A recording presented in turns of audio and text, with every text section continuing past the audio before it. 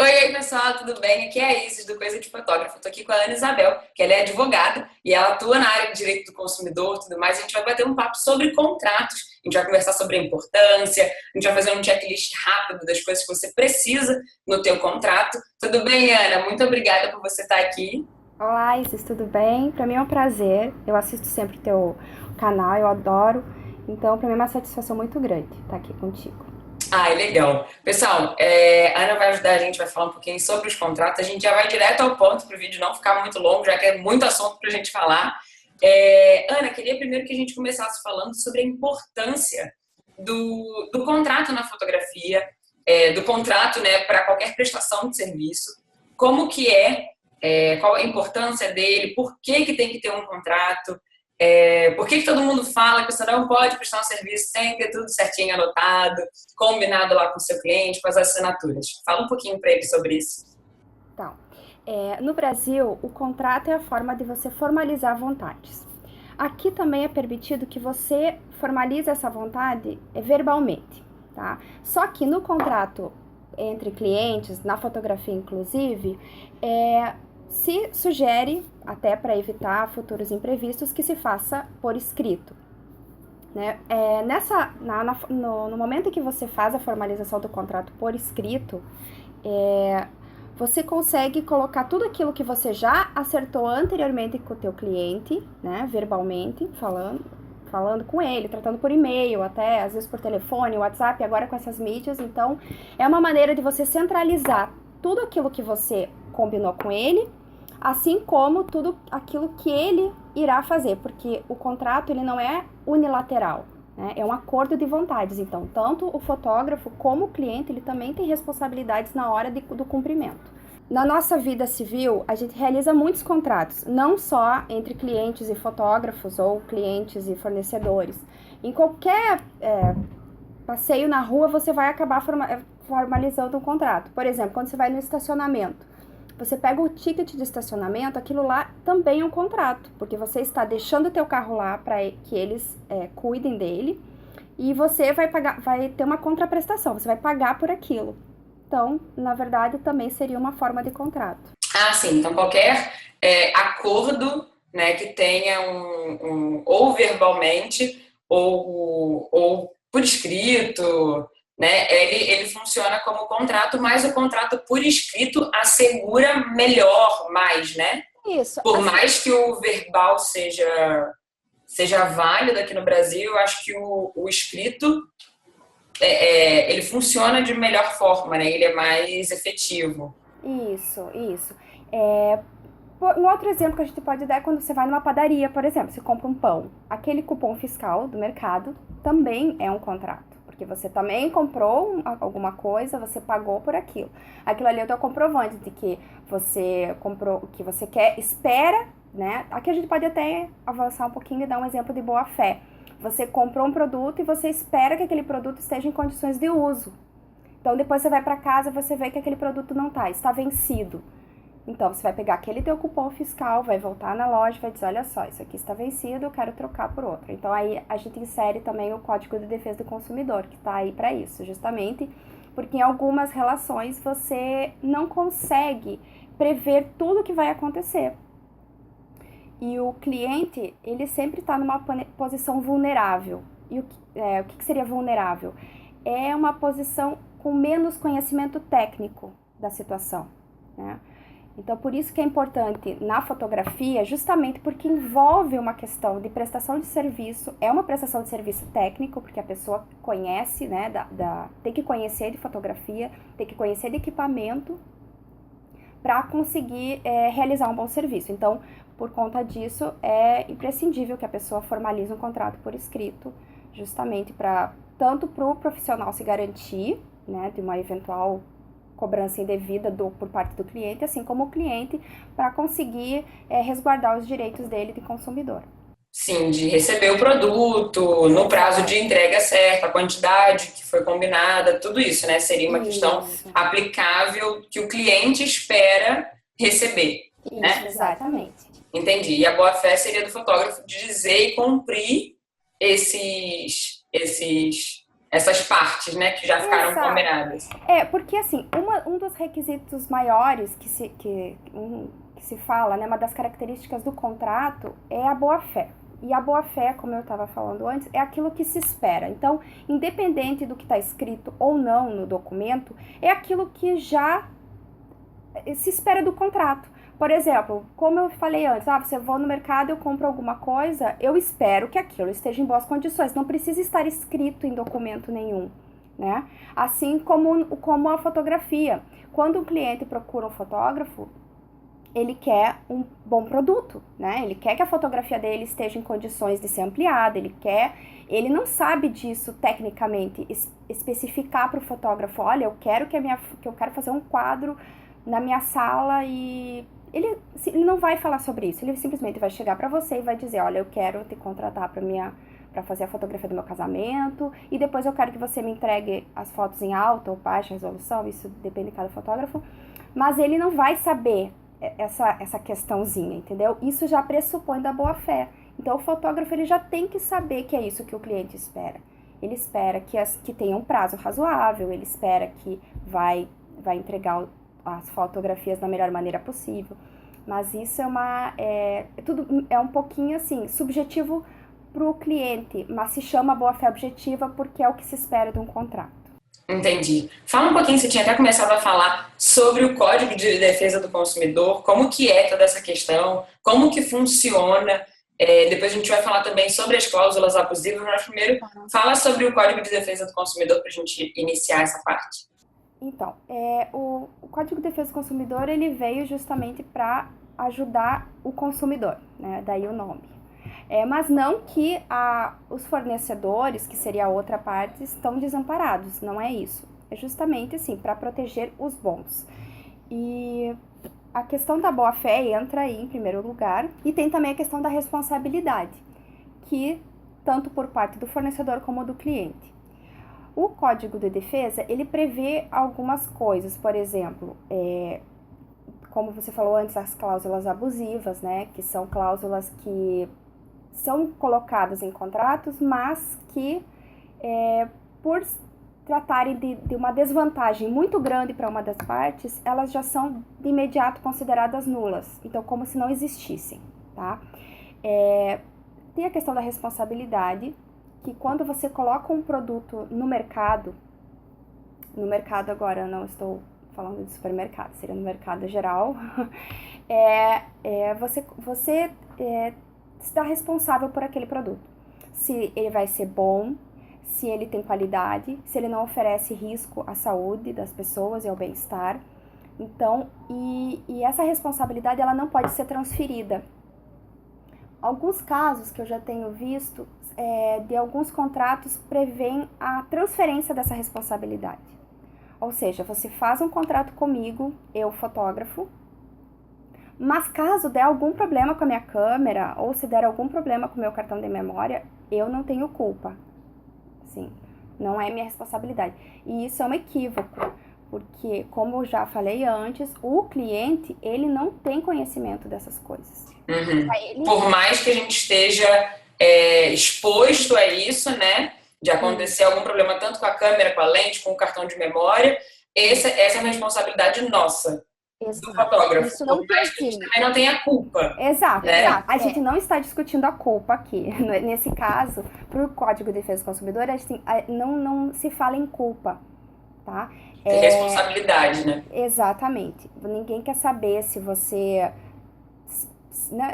Infelizmente ou não, porque é um padrão, né? Se criou um padrão, então não quer saber se... Também nesse caso se chama responsabilidade objetiva, porque não se discute essa parte da culpa.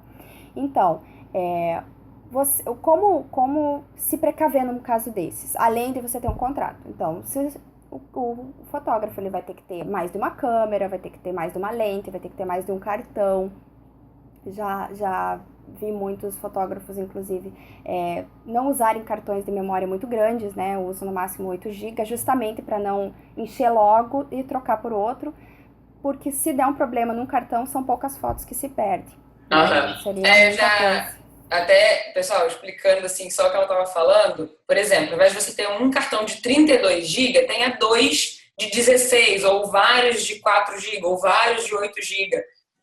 Para que, se tiver um problema, por exemplo, num casamento, não tá tudo no teu card de 64 GB. Você tem o making off da noiva em um cartão de memória, tem a decoração e a cerimônia em outro, tem a festa e o brinde na outra, e depois as fotos da pista de dança em outro.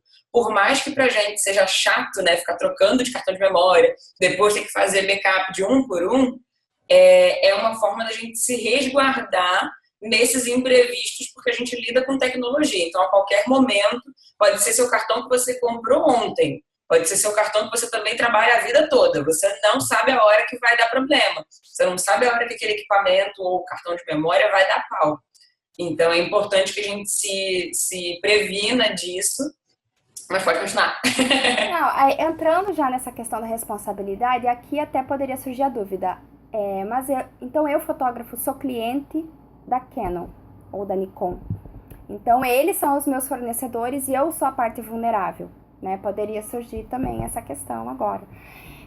Então, existem alguns entendimentos.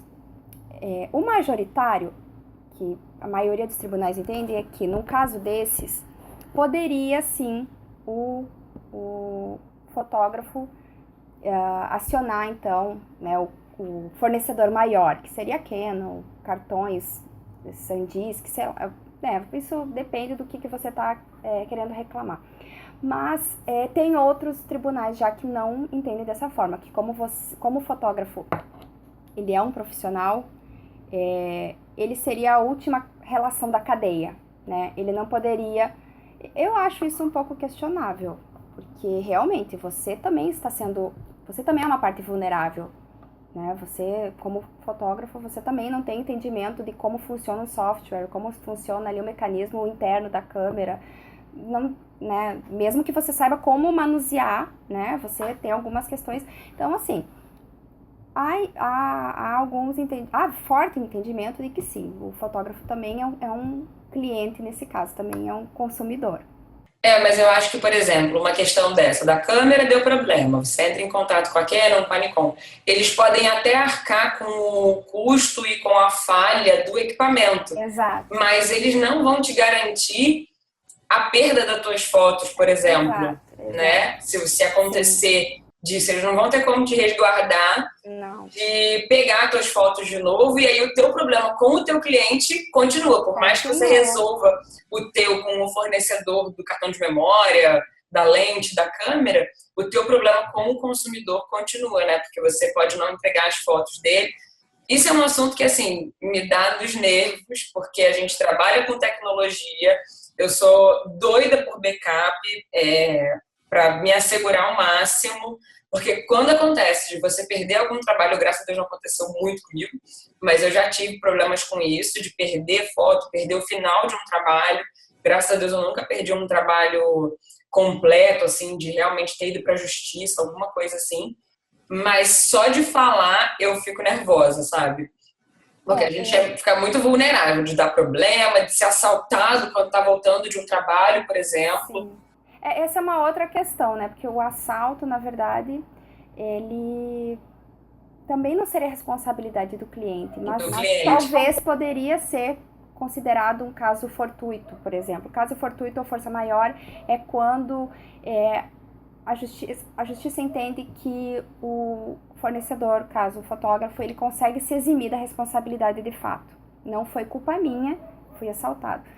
Mas tem o outro lado, né? Que também tem... Também não é culpa do cliente. Exatamente, não é pacífico. Eu não posso dizer aqui, não se preocupe, caso você for assaltado, você não vai precisar responder. Não é isso. Mas realmente é complicado. Por isso que eu sempre falo, o contrato é a primeira forma de você se garantir, mas existe uma série de outros fatores durante essa relação contratual, durante esse negócio jurídico que também deve ser feito, tanto pelo cliente quanto pelo fotógrafo. Mas eu acho que assim, essas questões de assalto, perder, eu acho que é muito... Como é fora do nosso alcance, a probabilidade também acho que é um pouco menor de acontecer como, por exemplo, você ter no teu contrato que o teu prazo é de 30 dias e o teu cliente reclamar que você não entregou ainda. E tá tudo escrito lá. Isso é uma coisa, né, do teu cliente por 20 dias ficar te cobrando. Né? Então, eu acho que é o tipo de coisa que o contrato já te assegura. Olha, como estabelecemos no contrato. Então, eu acho que para as coisas que são mais comuns de dar problema, o contrato já resolve e muito. Com certeza. Né? Por mais que existam outras maneiras, eu acho que o contrato é essencial. Né? A primeira... É o início de tudo, né? É o start aí. Porque vai ser ali que vai se desenvolver, inclusive, a relação de confiança. Isso. Que você precisa estar ali garantindo tanto os teus direitos e deveres, assim como do teu cliente. E é primordial que o fotógrafo já estabeleça isso quando o cliente for procurá-lo, né? Justamente por causa da confiança, por também boa fé, a responsabilidade objetiva. Tem todas essas questões mais jurídicas, mas tem a confiança também, que é fundamental. É uma coisa que muita gente me pergunta aqui no canal, por exemplo.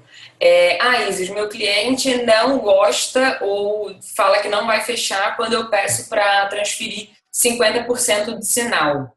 E aí eles falam que o sinal assusta.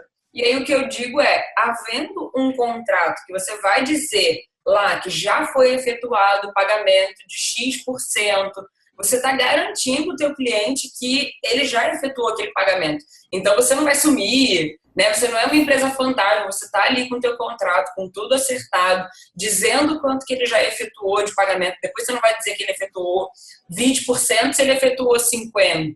Sim, então, é uma forma de você passar confiança para o teu cliente e dele entender que está tudo ali escrito, estabelecido, está tudo certinho, né? Com relação ao pagamento, a pessoa até pode estipular, mas eu não sei agora se eu estou indo muito adiante já no checklist. Ela fala um pedacinho e depois a gente fala o resto. Não, porque você pode colocar como na própria cláusula onde é que você estabelece o pagamento e você coloca lá, na data de hoje, na data da assinatura do contrato, foi feito o pagamento de X reais, né, como entrada, como sinal, e depois você coloca lá uma observação, que caso não seja efetuado o contrato, né, não seja efetuado por completo, não tem... Tanto o fotógrafo como isso, que tanto o fotógrafo não possa realizar, digamos, o trabalho, como o cliente não pode. Pode ser tanto uma parte quanto a outra. Estabelece lá uma multa, uma cláusula penal, né, digamos, só pelo fato de que é difícil você se comprometer com alguma coisa e aí a outra parte não pode, ou não consegue, ou acontece alguma coisa. Então, você estabelece lá, se o fotógrafo não puder realizar na data tal o evento ou as fotos, ele devolve tantos % do que já foi pago. Mesma coisa para o cliente. Assim, se o cliente cancelar... Cancelar por motivo... tem N motivos, né? Que pode acontecer. Tem um pré-wedding e aí depois não vai casar mais, gente. Isso acontece. Um amigo meu passou por isso. Na semana do casamento, a noiva mandou mensagem: não vai ter mais casamento. Aí ele, oi? Como assim? E na sexta-feira, o casamento acho que era sábado, na sexta, ela falou, vai ter sim. Ai, meu Deus. Então, tipo, a gente tá sujeito a isso, por mais que a gente pense que, não, esse cliente aqui faz comigo há 3 anos já. Faz o contrato, se resguarda lá, deixa a sua multa. Por muitas vezes, quando eu levava o cliente não, hoje em dia o meu contrato eu envio para o cliente assinar em casa, escanear e me reenviar assinado. Sim. Mas antigamente, quando eu não tinha esse esquema ainda, eu levava o contrato impresso, a minha via, a via do cliente, para ele poder assinar na minha frente, um pouco tipo uma festa. Eu chegava um pouquinho antes e começava a lidar com isso do cliente. Só que aí você chega com o teu contrato de 3 páginas, 4 páginas, que seja uma, né? Quando ele começa a ler, contrato assusta, né? Então, por muitas vezes eu até brincava, eu falava, não, tem um monte de coisa aí que tá tudo certo. Eu até brincava, assim, porque às vezes você bota, em caso de cancelamento, não, multa de tantos %, fica muito burocrático. E aí muitas pessoas têm esse medo, né? De tipo, meu cliente vai achar que eu sou maluco, ele vai achar que eu sou, sei lá, muito, muito formal. Não sei o que uma pessoa pode pensar quando lê um contrato gigante, né? Porque realmente assusta. Mas não tenham esse medo, pessoal, de vocês entregarem o contrato de vocês E tenho também se vocês levarem, por exemplo, um cliente assinar na tua frente, tenham esse jeitinho, tipo, vai beber uma água enquanto ele tá lendo, você não precisa ficar ali do lado dele, duro, né, de nervoso, achando que ele vai reclamar de alguma coisa. E normalmente, pelo menos os meus clientes não tinham muitos questionamentos do meu contrato. Eu acho que por ser não ter cláusulas a mais do que a gente já tinha combinado. Então, assim, da mesma forma que me resguardava, também resguardava ele. Então, não era uma coisa tipo, se eu quiser cancelar o trabalho, e você vai ter que, entendeu? Eu vou te... Não era... Desculpa, falei errado. Se o cliente quiser cancelar, ele que tem que me pagar a multa. Mas tinha o contrário também. E se eu tiver algum problema de saúde, alguma coisa assim, que eu não possa cumprir? Tinha lá que iria um outro fotógrafo de qualidade igual ou superior à minha. Então, isso fica tudo acertado. Então, por mais que a gente ache que vai assustar, ou já estava pré-combinado, no teu orçamento já foi passado aquilo, não se preocupem com essa parte. Isso, exato. No contrato, por isso que a gente fala dessa questão das cláusulas abusivas, que tem que ser falado, porque em alguns, não sei se por equívoco, aqui não entrando no mérito, mas colocam coisas que realmente não faz sentido, porque vai só causar prejuízo para outra parte. Às vezes a pessoa acha, o fotógrafo, né, justamente por ser um profissional liberal, por ser uma pessoa, né, considerada artista, no caso, então já tem mais dificuldade para você lidar com as pessoas. Se você apresenta um contrato, justamente por ser fotógrafo, a pessoa já fica assim, ai, mas por quê? Né? Por que você precisa? Você tira fotos, né? Então, aí a pessoa acaba, o próprio fotógrafo acaba já se precavendo demais aí nesse sentido, e coloca lá, não vou me responsabilizar por isso e isso, ou coloca, não, se o cliente cancelar, ele vai ter que me pagar 90%, deixar, como por exemplo, né, a cláusula penal seria de retenção de 90% do valor já pago, que é um absurdo, porque você teria um enriquecimento ilícito até do fotógrafo, que na lei é proibido isso. Então, muitas vezes a gente acha que é justo, porque, tipo assim, eu perderia um outro trabalho nessa mesma data que a pessoa, que a pessoa cancelou ou trocou de data. Mas a gente não está realizando o trabalho, a gente não está tendo os gastos, os custos com aquele trabalho, por mais que a gente tenha perdido a data. Uma vez eu já tinha estudado sobre isso, e aí eu li dessa questão de tipo, a gente querer reter 90% pela injustiça. A gente ficou muito irritado realmente quando alguém cancela ou troca de data, e aí vai para uma outra data que a gente não tem. E aí a gente precisa realmente cancelar um serviço, a gente acha que a gente tem que pegar 100% do valor pelo prejuízo, né? Mas a gente tem que pensar também que o serviço, por mais injustiçado que a gente seja, a gente não executou o trabalho, então a gente não vai ter deslocamento, a gente não teve gasto, a gente não teve depreciação do equipamento, a gente não vai ter as horas trabalhadas, a gente não vai ter as horas de trabalho também depois de edição e tudo mais. Então, por isso que é considerado abusivo, né? Por mais que a gente se ache no direito. Não, eu entendo justamente, assim, mas tem em todas as áreas essa questão de agendamento, né? Você agenda alguma coisa e aí chega na hora a pessoa cancela, ou às vezes nem é na hora, às vezes é até com datas, dias anteriores, mas às vezes, dependendo da profissão, realmente é em cima da hora, para fotógrafo Não adianta a pessoa às vezes ligar uma semana antes para um casamento, por exemplo, você em uma semana você não vai ter um outro casamento para fazer naquela data, né? Sim. Mas é considerado uma cláusula abusiva você reter valores e não realizar o serviço. O que pode ser feito em casos assim é você reagendar, fazer outra coisa, fazer outro serviço. Claro que casamento você não vai poder fazer o outro de novo, mas para você não perder, né, esse cliente, para não perder, aí tem outras alternativas também. Aí fica com o fotógrafo.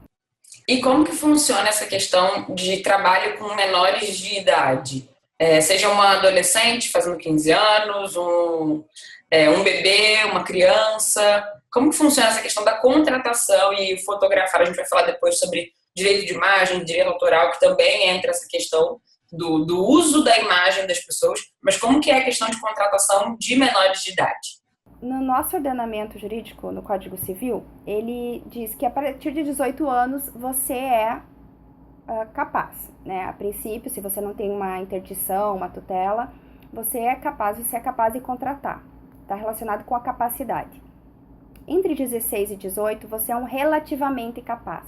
Ou seja, teus pais ou teu representante vai ter que assinar junto o contrato. Então, se você é um fotógrafo de 16 anos, você já quer trabalhar, você quer, né, começar nessa tua carreira, você vai ter que, na hora de você fazer o teu contrato, você vai ter que pedir para os teus pais ou teu representante legal, se você, não sei se de repente é avó, tio, então eles vão ter que assinar junto na hora de assinar, de fazer o contrato. Legal, agora, achei que nem podia. Eu às vezes recebo perguntas de pessoas de 16, 17 anos, que já estão nessa fase, às vezes já tem um trabalho, já tem fotógrafo há um tempo, mas eu não sabia responder. Então, por isso que é interessante. Porque no direito do trabalho, você não pode trabalhar também com menos de 16. Entre 14 e 16, você até pode ser menor aprendiz, mas aí você tem algumas características muito próprias do direito do trabalho. Você tem que ter a carteira assinada. Então, não poderia ser um trabalho autoral. Autônomo. Autônomo ou autoral? Acho que é autônomo também, né? Autônomo, autoral, eu me refiro você fazer a fotografia como arte, eu acho que não teria problema. Agora, você começar a vender, aí que seria Entendi. O lado do profissional, né? O comercial da fotografia. Exato, porque você não teria como arcar com as responsabilidades. Todas aquelas que eu elenquei no início, embora o adolescente ele tenha capacidade, digamos, intelectual para realizar o serviço, tem a criatividade, tem tudo, mas ele não tem a capacidade de contratar. Basicamente é essa, ele não consegue arcar com os malefícios de um contrato, que seria, né? Pelo menos é uma questão de tempo, né? Com 1, 2 anos isso já se resolve, você já passa a ser maior de idade, já pode começar a trabalhar, ter a tua empresa, montar as suas coisas. Isso. E tem também a questão do trabalho noturno, né? Que é um impeditivo para alguns adolescentes. Você realizar trabalhos à noite. Que mesmo entre 16 e 18, você é um relativamente incapaz. Você poderia trabalhar, mas aí na parte noturna já não poderia. Ou entrar em lugares onde vende bebida alcoólica, então você não vai poder fazer fotografia de balada, não vai poder fazer, de repente, um casamento que se estenda até mais tarde. Então, você tem algumas restrições, mas é só realmente esperar. 18 anos. E também ir executando o trabalho, né? Não deixar que isso impacte, porque aí você vai crescendo você vai treinando, né? Quem tá nessa situação pode ir treinando, pode ir executando o trabalho até a fase de poder fazer de tudo mesmo, com tudo certinho. E no caso da gente fotografar menores de idade, como que é essa questão da assinatura? Um bebê, por exemplo, não assina, como que é essa parte da contratação, tanto de um adolescente ou uma criança, ou um bebê? Por exemplo, a gente fotografa bebê, festa infantil, como que é essa questão da assinatura, da contratação? Tá, para a contratação basta a assinatura dos pais, né, o responsável legal da criança ou do adolescente. E entre 16 e 18 assina tanto o adolescente quanto os pais. Modelos, por exemplo, trabalham dessa maneira, né? Eles até têm autorização, muitos são emancipados justamente para poder assinar o contrato. Quando emancipa pode assinar o contrato sozinho, sem os pais. Entendi, eu ia te perguntar, porque às vezes, por exemplo, até uma menina de 16, 17 anos, às vezes já, sei lá, trabalha, ou os pais dão dinheiro e ela quer contratar um ensaio para ela, né? Como que era essa questão? Eu queria saber. Mas então, tendo a assinatura dela e dos pais, ou se ela for emancipada, só dela, né? Isso, se ela for emancipada, só dela. Se não, aí tem que ter a assinatura dos responsáveis juntos. Seria dos dois, no caso. E como que é essa questão do direito autoral e do direito de imagem? Porque muitas vezes, por a gente ser o autor da foto, a gente acha que a gente tem todos os direitos do mundo. A gente pode publicar, pode mandar para blog, pode botar onde quiser, pode botar em revista. Mas existem 2 direitos, né? Tanto o nosso como autor da obra, como autor da foto, como o direito da pessoa que está sendo fotografada, né? Então não adianta só a gente, um não exclui o outro, né? A gente precisa dos dois para poder divulgar o nosso trabalho. Fala um pouquinho sobre isso. Então, o direito da imagem é um direito da pessoa, ele é personalíssimo, que a gente chama. Ele está, inclusive, no rol dos direitos constitucionais, então ele é tido como um direito intrínseco, né, de cada um. Por conta disso, muitas vezes, enquanto você vai colocado numa balança direito autoral e o direito de imagem prevalece, porque ele nasce antes mesmo da fotografia ser feita, né? Então, antes mesmo do direito autoral se criar, né, você já tem o teu direito à imagem. No momento que você faz uma fotografia de menores, ou de menores de idade, ou de bebês, o que se estabeleceu? Também não existe uma fórmula de bolo para isso, mas o que se entende é assim: você vai fazer um contrato, lá no teu contrato você vai prever que você pode, quem sabe, eventualmente usar as fotografias, só que só isso não vai bastar, tá? Porque o que se entende é que se a pessoa está assinando um contrato de fotografia, ela não está pensando nisso, sabe? Ela não está pensando nessa questão de depois vão usar as minhas fotos, eu nem sei como vão ficar as minhas fotos, então como é que eu vou dizer já se eu autorizo ou não? Então é complicado. Então, assim, você pode até prever já para o teu cliente tomar conhecimento que você pode, quem sabe, eventualmente utilizar as fotografias. E após quando você for entregar as fotos, aí você faz um termo de autorização de uso de imagem, mas você estabelece para onde. Você tem que discriminar, né? Onde é que você vai usar? Você vai usar para concurso? Você vai usar para publicação em blog? Você vai fazer folders? Você vai fazer... Tem gente que assim, não tem problema em divulgar em blog, mas não quer que façam cartaz, sei lá, ou papeletas para distribuir na rua, ou, né?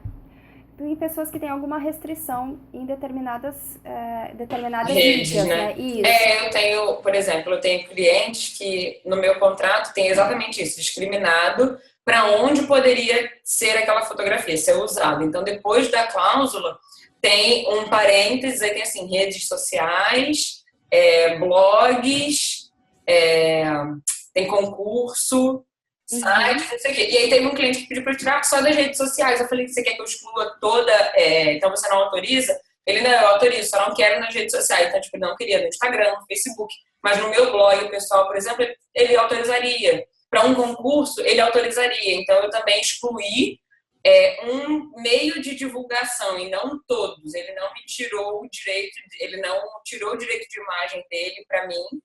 Uhum. Ele só não queria em determinadas mídias. Então, existe isso. Tem até um entendimento no STJ que diz que independe se você está publicando uma fotografia sem autorização, se você tem ou não valor econômico agregado, tá? Independe. Se você publicar foto, editar, manipular uma fotografia de outra pessoa,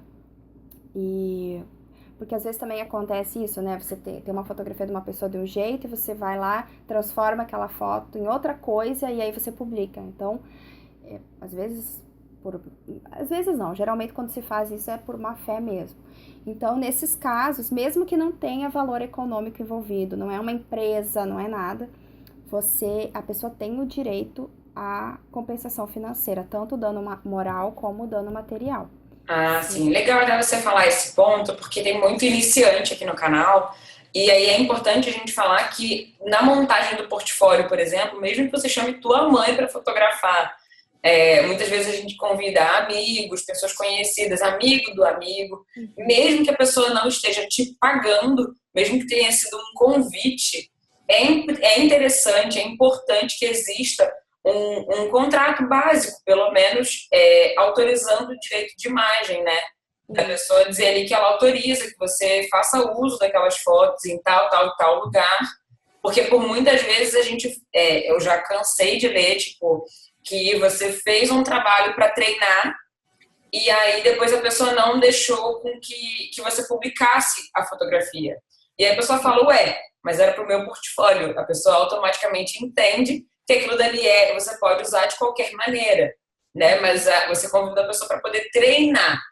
E aí depois você tem que publicar, o treino é na hora da foto. Então, independente do que você vai fazer com ela depois, a pessoa quer as fotos, mas isso pode te prejudicar. Então, é importante, na hora de fazer um ensaio de portfólio, lembrar que mesmo não sendo pago efetivamente, ou um valor simbólico, tem ali um contrato com autorização de imagem, né? Isso. E aqui tem que frisar bem a questão autorização expressa.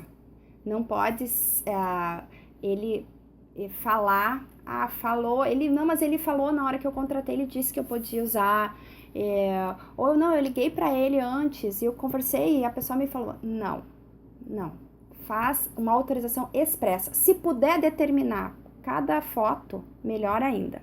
Vou usar essa foto aqui para tal coisa. Essa foto aqui para tal coisa. Se puder Não fazer se isso, aplica muito, porque normalmente a gente entrega bastante foto e, por exemplo, a gente normalmente faz o contrato antes de efetivamente sim, ter as fotos. Né? Porque senão depois a gente faz as fotos e a pessoa não autoriza. Então, normalmente é antes. Isso acaba não sendo muito aplicável pra gente. mas como eu falei antes, e tem alguns entendimentos que essa autorização prévia não serve, Ah, como eu sim. falei. Tem alguns casos em que você fez um contrato lá e botou aquela cláusula dizendo, aquela cláusula geral que a gente chama, né? Dizendo que autoriza o uso das imagens em portfólio, blog, e vai lá discriminando todos os lugares em que você quer usar.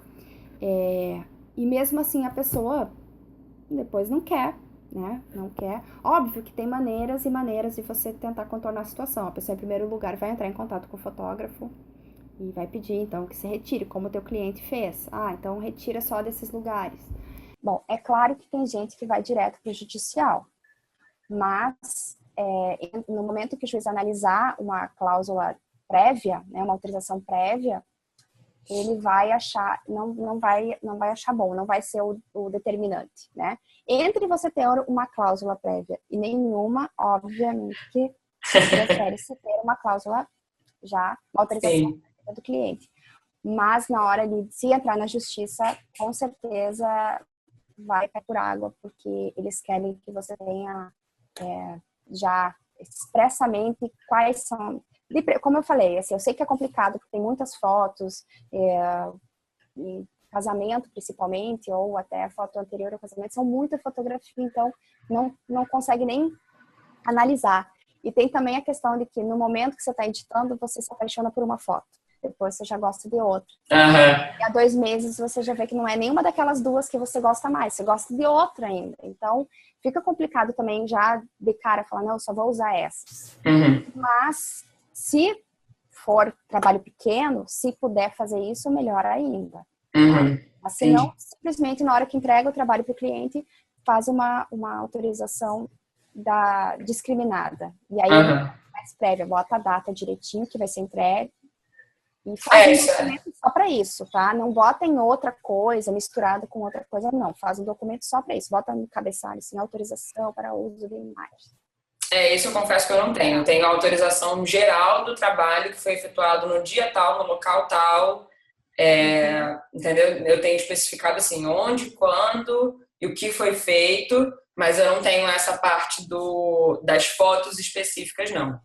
Eu tenho só o direito de imagem do cliente de todo aquele trabalho. Então, desde as fotos, sei lá, uma festa, desde as fotos da decoração, mas é interessante saber esse ponto também. Quando estava começando, eu fiz um ensaio sensual de uma cliente e as primeiras fotos que eu fiz, ela estava de hobby, assim, não era nem por doar,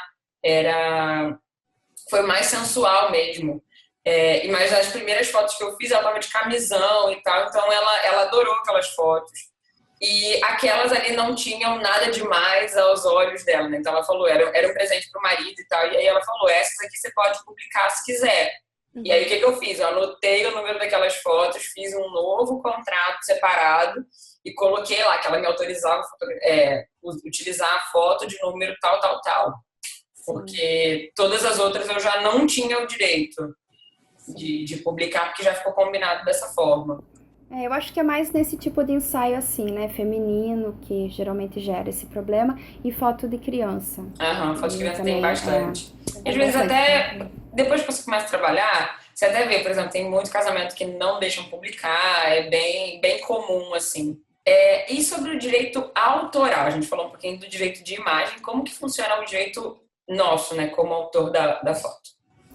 Então, a questão do direito autoral, ela é regulada por uma lei própria, tá? Que engloba qualquer criação intelectual, então, tanto textos como fotografias, vídeos, pintura, todo tipo de obra intelectual, ela é protegida por essa lei. Então, o que se desprende de lá é que você nunca pode repassar o teu direito de autor para outra pessoa. Então, às vezes, as pessoas se equivocam também na hora que falam, eu vendi as minhas fotos para uma revista, então agora eles são os donos. Não, você sempre vai ser o proprietário, você é o dono, você está cedendo o uso, simplesmente. Então, tanto é que se fala que você deve fazer uma cessão de uso, e nessa cessão de uso também, expressamente determinar de que forma que as pessoas vão, para quem você está cedendo, vão usar, se vai ser gratuito, vai ser oneroso, vai ser o pagamento, como que vai ser o pagamento, em que mídias, porque para quem trabalha com revistas, jornais, fotopublicidade, então isso é um fator relevante, né? Porque às vezes você vende a tua foto para ser usada em uma coisa e aí usam para outra. Ou revendem a tua fotografia para banco de imagens e ali vai gerando vendas e você, que é o real proprietário, você nem vê coordenada, né? Você nem tá sabendo. Então, esse é um assunto também bem complicado, porque as pessoas até nem sabem que no momento que elas estão cedendo o uso das suas imagens, elas não estão cedendo a propriedade, né? Ela é só o uso, como já diz o nome, cessão de uso de imagem. E é legal, assim, se informar sobre isso, porque por muitas vezes a gente já espera um conteúdo pronto, um artigo com tudo que você precisa saber. Mas o que custa a gente digitar na internet sobre? Eu fiz muito isso quando eu estava começando, porque eu não tive essas coisas aqui de um vídeo com as coisas que você precisa ter no seu contrato e tudo mais. Então eu fui estudando a parte. Eu estudei sobre direito de imagem, eu estudei sobre direito autoral, eu fui pesquisando. Eu entrei em um monte de artigo de direito com termos super técnicos aqui. A gente está numa linguagem super leiga, né, digamos assim, para que todo mundo consiga entender. E sempre dando exemplos de como que isso se aplica para a fotografia, mas nada te impede também de você sair para se informar, ler outros livros, entrar em grupos para você poder ver como que são esses debates e como você pode aplicar isso na tua fotografia, né? Estudar sobre o Código de Defesa do Consumidor, ver quais são as principais, como é que eu vou dizer, não é regalias, né? Mas os principais direitos do consumidor que estão determinados ali e tudo mais. Isso. Agora entrando também nesse direito autoral, só lembrando que o fotógrafo tem direito das fotos, inclusive contra os clientes no caso de edição, manipulação e tratamento de imagens, tá? Se você entrega uma foto para o teu cliente, ele te contratou para entregar a foto pronta. Então, se ele, quando posta, edita, manipula, coloca um filtro, né, horrível, ele também está ferindo o direito autoral. Da mesma maneira, o fotógrafo tem que respeitar o direito de imagem? Sim, tem que respeitar o direito de imagem do cliente. Mas o cliente também tem que respeitar esse direito autoral, que quando ele tá entregando aquele álbum, quando está entregando aquelas fotos, tudo aquilo está englobado no direito autoral. Tanto o tratamento que ele deu para a foto, como a edição ou não da fotografia, assim como uma manipulação. Então, é complicado, é muito assim, você tem que ter muita sensibilidade para falar sobre isso, né, com o cliente, porque realmente jogo de cintura. Ele está retratado ali, então eu estou retratada, essa foto é minha. Aí vai lá e corta, edita, tira a marca d'água do fotógrafo. Pô, Você muito... faz. Pode falar. Desculpa. Não, você faz todo um trabalho de luz e a pessoa bota um filtro lá e estraga tudo, né? E aí depois ela bota feliz quem foi o fotógrafo que fez. Nem todo mundo, né, vai ter aquele gosto duvidoso do teu cliente que estragou a tua foto. Muitos vão pensar, nossa, olha só como as fotos da Isis, assim, não gostei muito, não. Mas é porque, está esquisito, mas é porque ela aplicou um filtro estranho, botou lá, editou. A gente sabe que não é na intenção, assim, má intenção de fazer isso, mas, assim, o melhor É teu direito, né? É teu direito, você tem que ter uma questão assim, olha, você, né, só quando você publicar, você não mexe e tal. Se tu quiser imprimir depois em casa, foto do jeito que tu quiser, você imprime, mas não publica a foto alterada, né, porque isso inclusive Fere o direito do autor, né? Com certeza. É que muitas vezes a gente não se vê como artista, como obra, como autoral, mas, gente, tudo que a gente cria, cada foto que a gente faz, desde quando a gente está começando, até quando a gente já está anos no mercado, tudo são obras nossas. Então, cada fotografia tem um jeito. Eu lembro que uma cliente minha, e às vezes não é nenhum filtro que você não gosta, né? Às vezes tem uma cliente minha que colocou um filtro preto e branco lindo na foto. Realmente ficou muito bonito, mas aquilo dali fere o meu direito. Não foi dessa maneira que eu coloquei. Por mais que tenha ficado bonito, né? A gente precisa ter jogo de cintura. E aí varia também até uma dica, né? Um conselho. Eu não fico entrando na justiça para que o cliente publicou uma foto no Instagram e cortou e tirou a minha marca d'água. Mas para muita gente isso é perda de dinheiro. Tem muita gente que realmente se ofende com isso, que prejudica extremamente o trabalho, que como é que eu vou dizer? Causa outras impressões. Às vezes a pessoa tem pessoas que poderiam te contratar e aí não vão te contratar porque ela está meio que denegrindo tua imagem ao postar aquela edição. Então, mas aí você tem que ver o que é melhor para você. É entrar na justiça? É mandar uma mensagem pedindo que retire?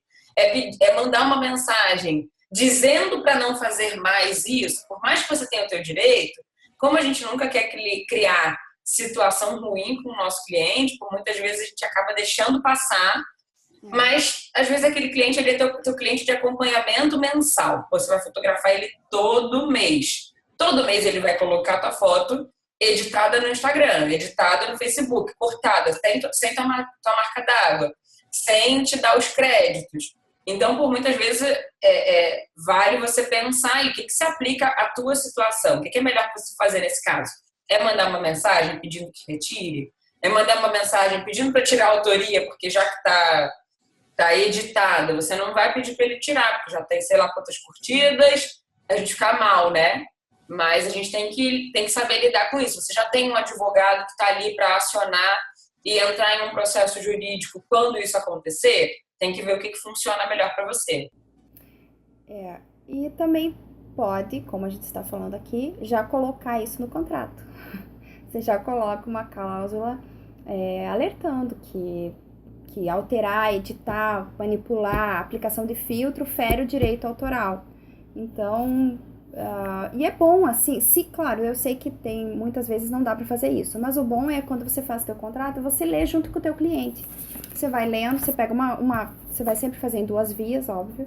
Então, você vai lendo com o teu cliente, qualquer coisa ele vai te perguntar, e você vai explicando que naquela cláusula ali só está previsto que o teu trabalho ele é completo, né? Então, você vai entregar as fotos de uma maneira e é dessa maneira que ele vai ser publicado, né? Tanto você vai imprimir daquela maneira, quando você for trabalhar com ele, tanto em portfólio, vai ser daquela forma. Então, eu acho que tanto para o contratado como para o contratante, eu acho que é uma boa, assim, se colocar, pelo menos, mencionar ali, para quando você mandar uma mensagenzinha privada, ele não ser pego tão de surpresa, né? Ele já sabe do que está sendo falado. Vamos para o nosso checklist que a gente tinha montado, das coisas principais que não podem faltar no teu contrato. A gente vai fazer meio que ela tá ali com os papeizinhos, porque são vários detalhes, então Pode até dar uma olhada aí para a gente poder já ver qual é o primeiro ponto do nosso checklist para ter um contrato completo. Então, eu sugiro que o primeiro ponto que a pessoa deve observar é como é que é feita a captação do cliente. Como é que ela chega, né? Como é que o cliente chegou até ela? Se foi por uma publicidade no Facebook, foi por algum folder que foi distribuído na rua, foi por de que maneira que aquele cliente chegou? Por que isso é importante? Porque se você vinculou aquele cliente a uma oferta, você vai ter que seguir essa oferta. Então, o teu contrato vai ter que se basear naquilo que você publicou.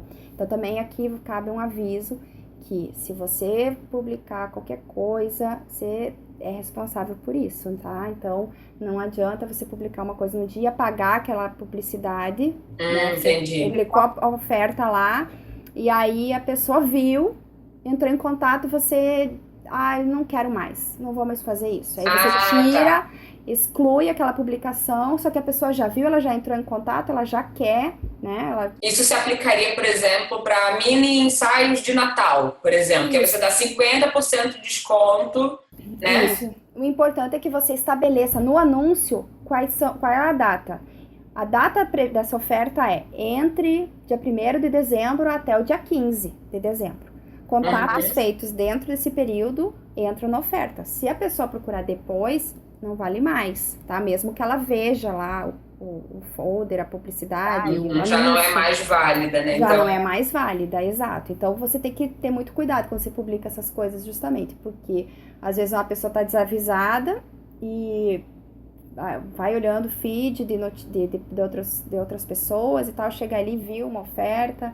E aí não tinha nada dizendo de datas, como o ensaio é dali a 6 meses, ela pensou que ainda estava válido. Então, é complexo isso. Obviamente, você não é em todos os casos que você estará obrigado a fazer aquele serviço por aquele preço, não é isso.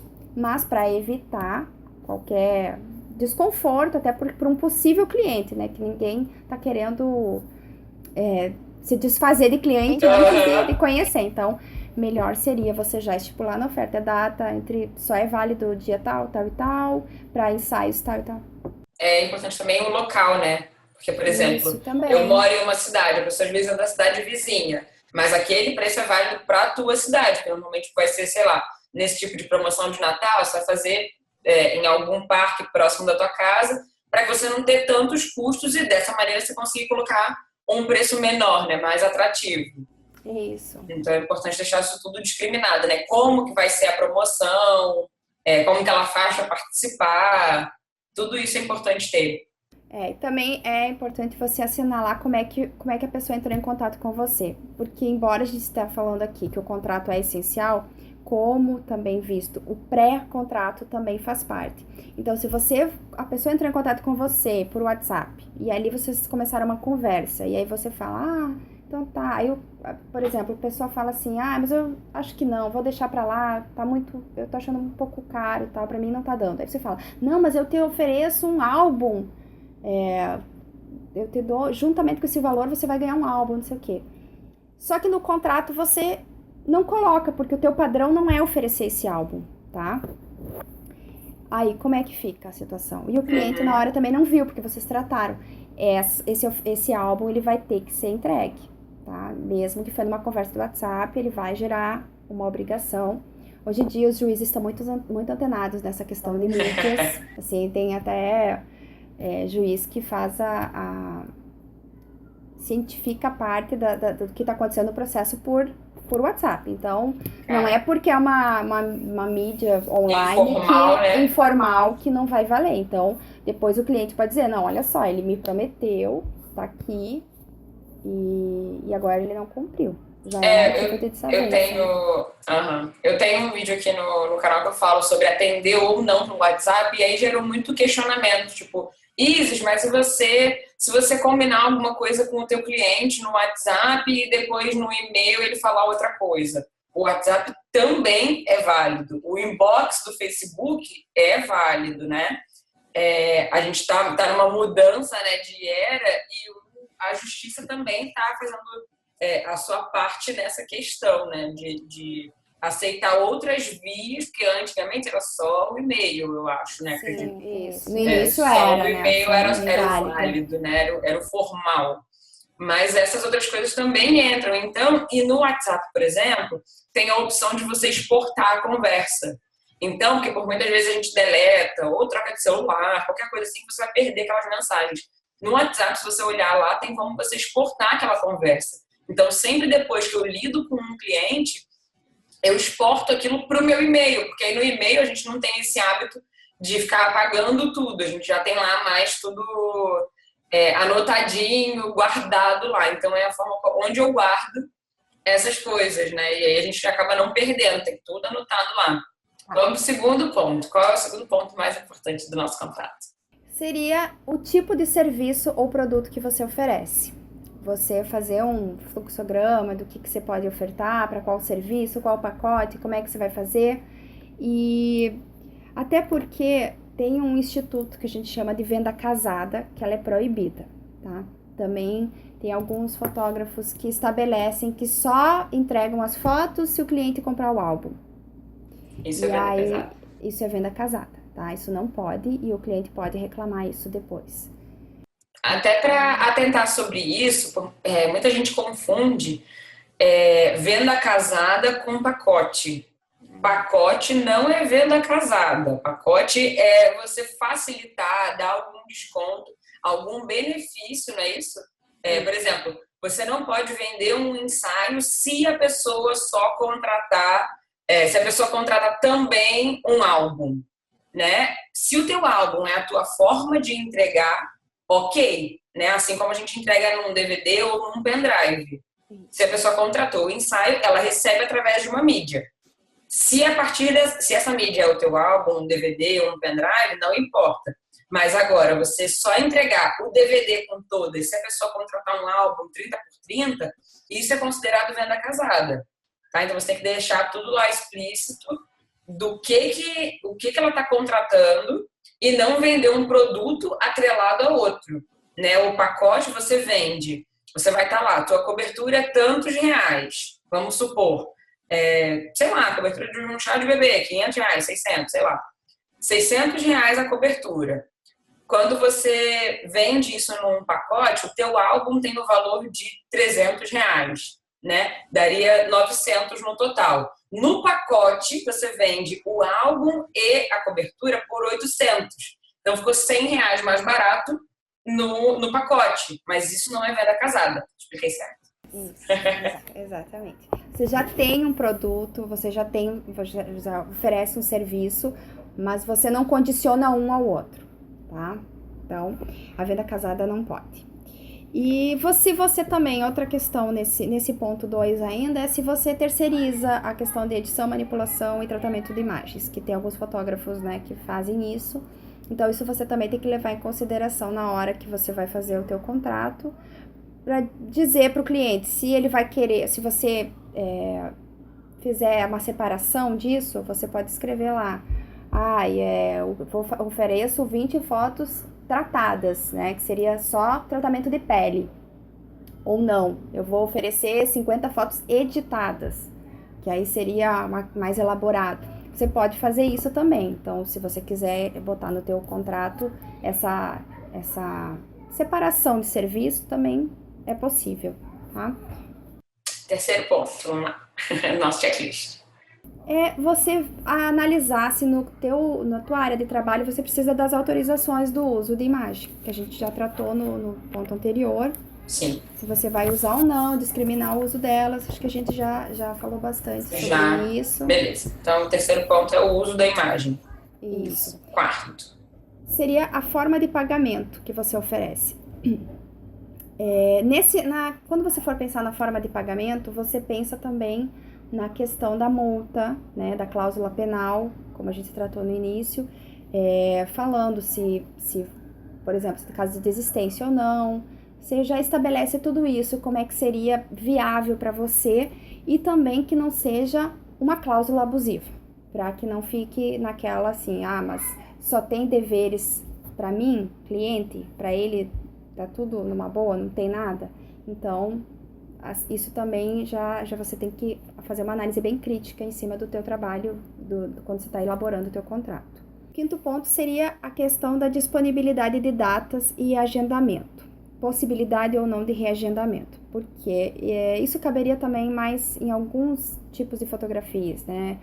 Newborn já não caberia, casamento não caberia, mas poderia ser, de repente, um ensaio, né, feminino, assim, naquela data aconteceu um imprevisto no tipo um acidente, o fotógrafo se acidentou e não pode, então que preveja no contrato que na impossibilidade do fotógrafo ir, então seria ou enviado uma outra pessoa, se não pudesse ser reagendada a data por uma questão muito específica, né, casamento, um aniversário, alguma coisa assim, ou então se pode reagendar.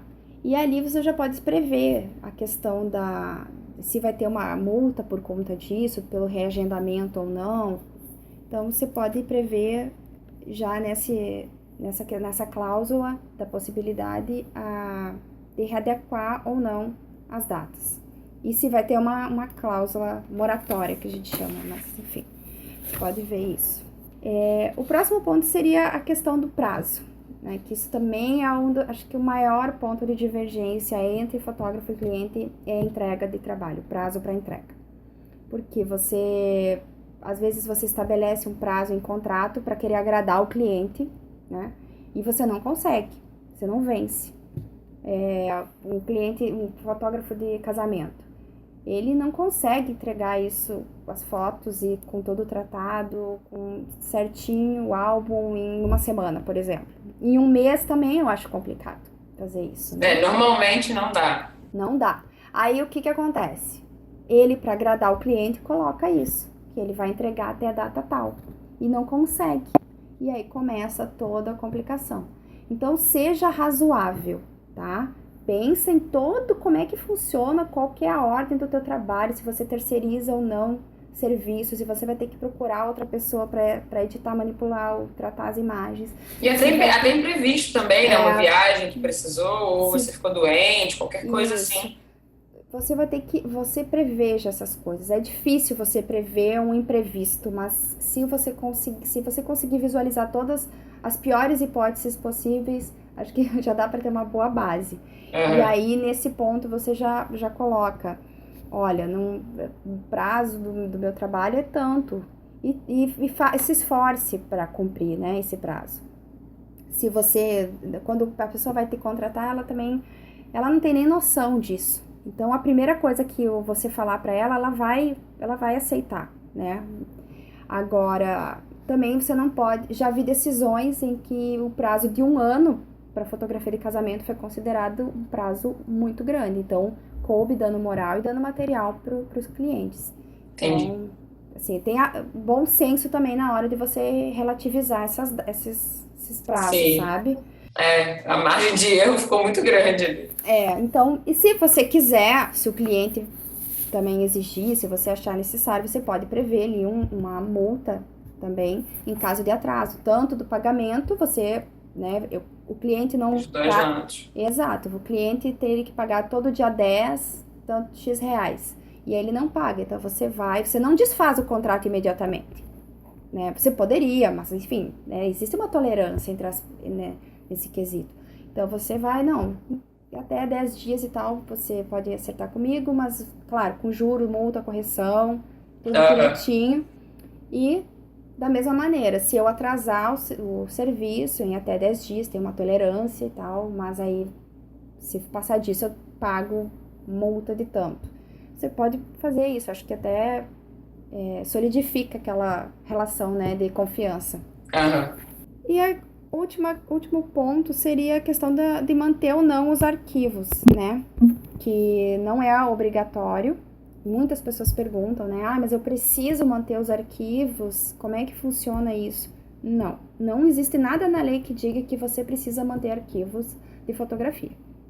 Agora, se você, no teu pacote ou no teu contrato, você previu lá que você entregaria as fotos impressas em um álbum e também o restante das outras fotos em baixa resolução, só para o cliente ver, para depois, quem sabe, mandar imprimir. Aí você vai ter que ter essas fotos em alta resolução por um tempo. né? Você vai ter que dizer, não, então tá bom, ok, eu vou te entregar aqui um CD com todas as fotos, mas eu vou manter por tanto tempo. E aí você prevê, e aí você tenha isso, de fato, né, em nuvem, em HDs, etc. Porque realmente, se você perder e ele quiser ampliar, ele vai poder reclamar, né? Não em caso de, nem só em caso de ampliação. Qualquer pedido, mesmo que tipo, Isis, perdi meu DVD. Você pode regravar outro para mim? Tipo, você entregou um trabalho na mídia digital ou em nuvem, por exemplo. Se daqui a um tempo a pessoa, Isis, perdi, ou Isis, queria uma cópia, ou enfim, não tenho mais os arquivos, não estou achando. Você pode me enviar? Se você tiver isso escrito em contrato, que você guarda as fotografias em alta, tudo que foi entregue para o cliente, você guarda aquilo por 6 meses, se bater em 6 meses aquele período e o cliente te solicitar, você tem que ter. Se você colocar que você guarda por 10 dias, em 10 dias você está livre daquela responsabilidade. Se você colocar que não guarda os arquivos, você está isento dessa responsabilidade. Não tem uma lei que diz que você tem que guardar aquilo dali por 2 anos. Né? Não tem nenhuma lei que, independente do prazo que você vai colocar, diga que você tem que manter aquilo por X tempo, né? Então, se você colocar que não, acho que o melhor é colocar que não guarda, né? Porque você fica isento dessa responsabilidade, que não pode ser cobrada também, porque não existe uma outra lei que preveja isso. Obrigue, exato. Não tem nada que te obrigue a guardar. Só no caso de você oferecer realmente esse serviço. Se você oferecer, aí você está na tua responsabilidade. Ótimo, muito obrigada, Ana. Eu tenho certeza que abriu muito a cabeça do pessoal, que tirou muitas dúvidas. Super obrigada por você estar aqui ajudando a gente. Não de nada. Se surgir qualquer dúvida... Oi? Se surgir mais alguma dúvida... Pessoal, se tiver dúvida, bota aqui nos comentários também. Ana, super obrigada pelo apoio, pela força, por tirar as dúvidas do pessoal. A gente separou as principais dúvidas, né, para preparar esse material em cima disso. A gente também vai disponibilizar depois tudo isso que a gente conversou aqui em um material de apoio. Então, dependendo de quando você estiver vendo esse vídeo, já vai ter aqui embaixo disponível para você. O pessoal também que está inscrito no coisadefotografa.com vai ser avisado quando o download estiver disponível. Então, se inscrevam lá em coisadefotografa.com. Então, beleza. Ana, super obrigada de novo. Nunca vou cansar de te agradecer, porque eu tenho certeza do quanto tu vai ajudar o pessoal. Muito bom. Tá bom? Essa é a intenção. Tá bom. Isso aí. Beijo grande pra você. Tchau, tchau, pessoal. Não esqueçam de se inscrever lá no site, assinar aqui o canal e curtir esse vídeo se você gostou, beleza? Tchau.